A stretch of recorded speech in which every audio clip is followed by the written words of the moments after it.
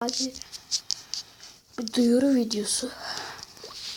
Bundan sonra yani tek Minecraft oyunu çekmeyeceğim.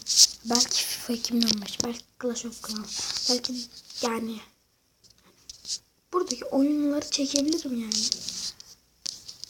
Siz sıkılmayın diye hep Minecraft'ı çekmeyin.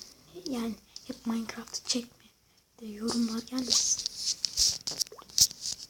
Ya tabii saçmalığım ben yine. Yani bu her zamanki halim.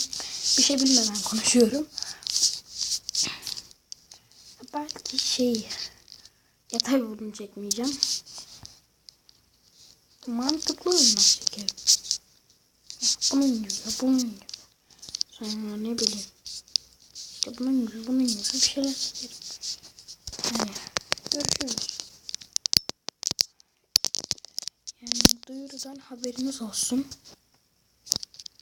Öyle yani.